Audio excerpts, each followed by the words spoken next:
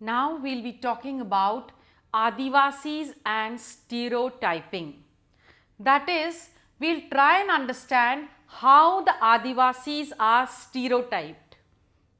Generally, when you have a function in the school or there is some picture wherein you want to show an Adivasi, you generally show them in a colorful costume with a headgear and a dance form. This symbolizes stereotypes the Adivasis. Of course, further, they are considered as exotic, primitive and backward. Now, this we have to understand is primarily said as because of their own reasons.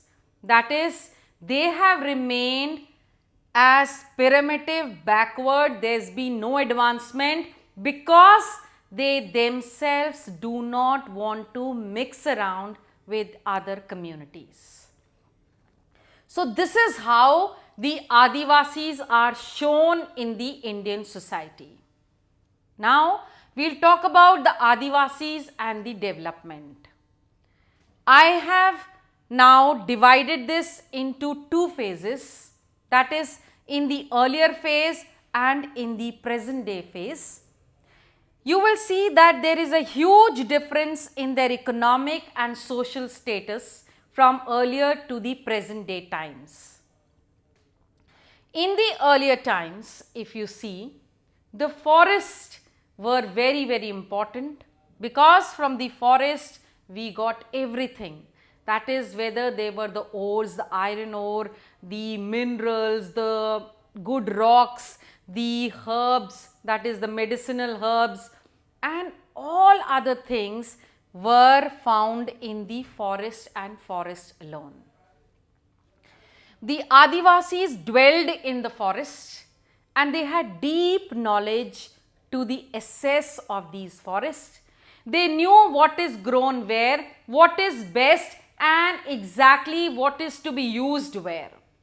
Therefore, the big empires depended on the Adivasis for all the resources from the forest.